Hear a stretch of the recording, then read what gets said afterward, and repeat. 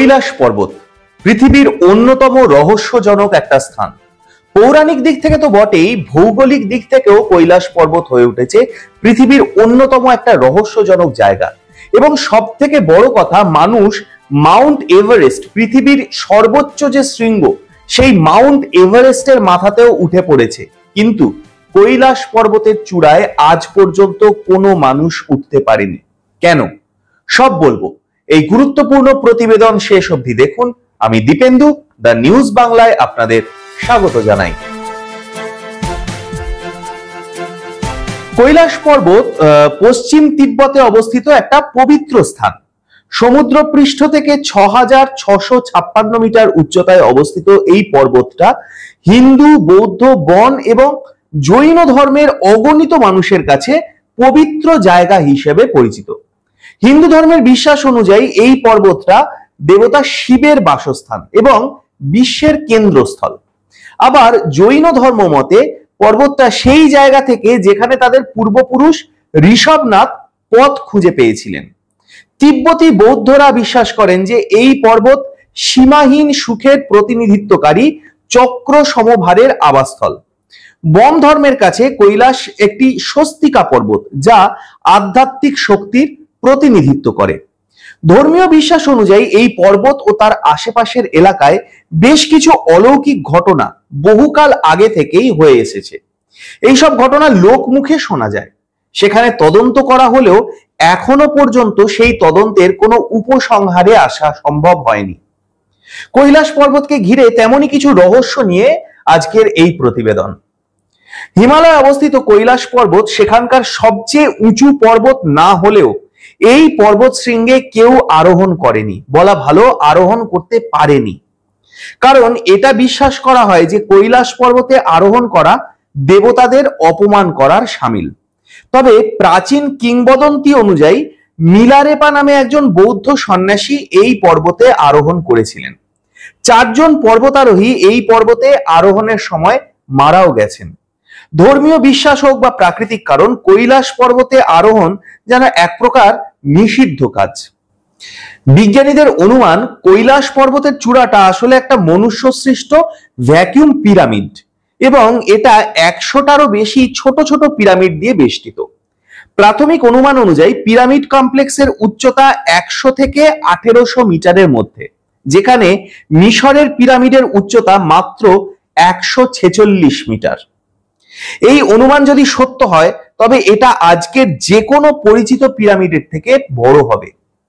ধর্মীয় বিশ্বাসের দিক থেকে একে পৃথিবীর কেন্দ্র হিসেবে ধরা হয়। তবে ভৌগোলিক অবস্থানের দিক থেকেও এর বিশেষত্ব রয়েছে, কারণ যুক্তরাজ্যের স্টোনহেঞ্জ থেকে এই কৈলাস পর্বতের দূরত্ব ৬৬৬৬ কিলোমিটার। আবার কৈলাস পর্বত থেকে উত্তর মেরুর দূরত্ব কিন্তু একই, অর্থাৎ ৬৬৬৬ কিলোমিটার।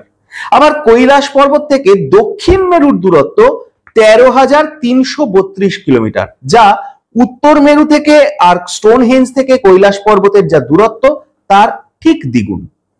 কিছু বিজ্ঞানীর মতে কৈলাস পর্বতমালায় এমন কোনো শক্তি রয়েছে যা শরীর এবং মনকে উদ্দীপ্ত করে।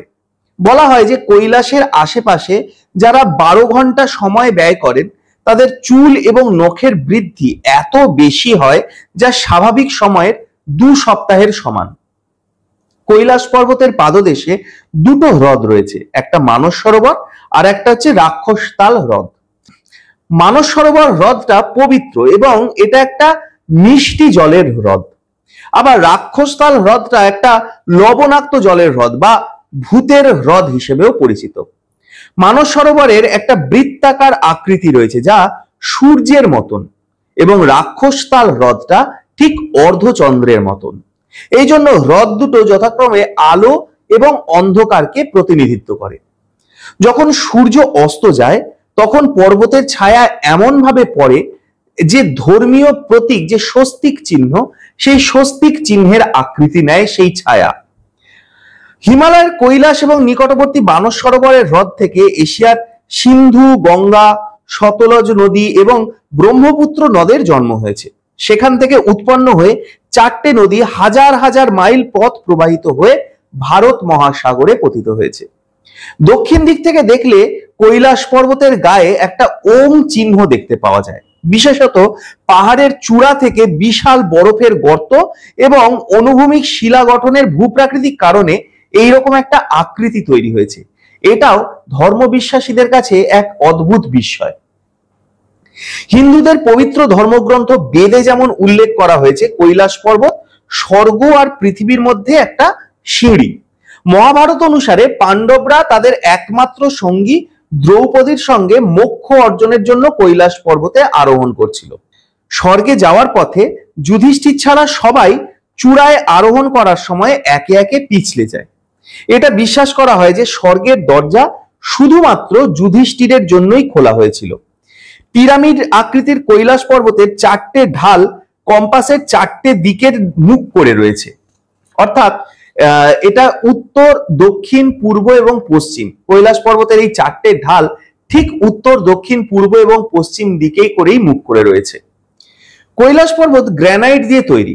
ধর্মীয় বিশ্বাস মতে এই পর্বত তার 4টে দিক থেকে বিভিন্ন শক্তি নির্গত করে।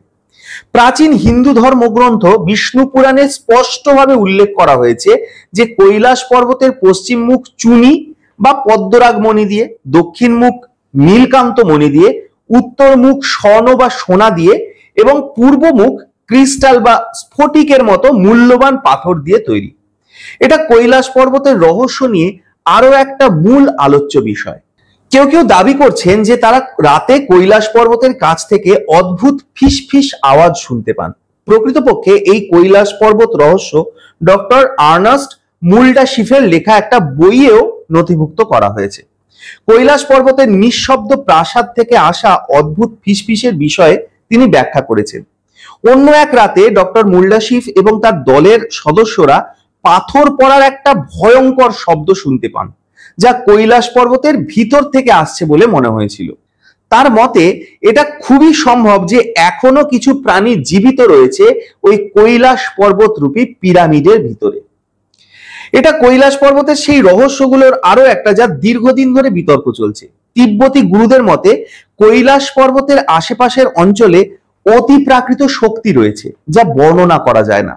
প্রকৃতপক্ষে তিব্বতীরাও বিশ্বাস করে যে রহস্যময় শহর শাম্বালাও কৈলাস পর্বতের আশেপাশের অঞ্চলেই অবস্থিত।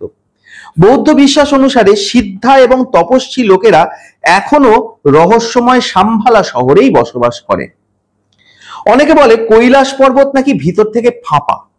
কেউ কেউ আবার দাবি করছেন ওম শব্দ কৈলাস পর্বতের ভিতর থেকেই আসে। কোনো বিজ্ঞানীর আবার দাবি যে এই শব্দ আসলে বরফ গলা বা হাওয়া চলাচলের আওয়াজ। বলা হয় যখন শব্দ আর আলো মিলিত হয় তখনই এই ওম শব্দ উৎপন্ন হয়।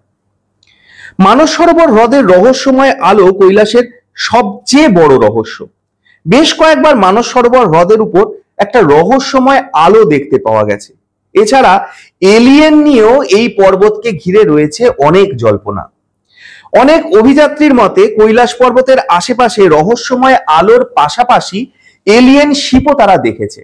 অনেকের ধারণা কৈলাস আসলে এলিয়েনদের গোপন শহর, যেখানে তারা একটা নির্দিষ্ট সময়ে এসে বৈঠক করে। তবে এত সব রহস্য থাকা সত্ত্বেও কৈলাস পর্বত কিন্তু আজও মানুষের ধরাছোঁয়ার বাইরে একটা রহস্যময় পর্বত হিসেবেই একা রাজত্ব করে রয়েছে। এবং অদ্ভুত ব্যাপার দেখুন, কৈলাস পর্বতের যে এই এত রহস্য, সেই সমস্ত কিছু নিয়ে সরকারও চুপ, মেইনস্ট্রিম মিডিয়াও চুপ।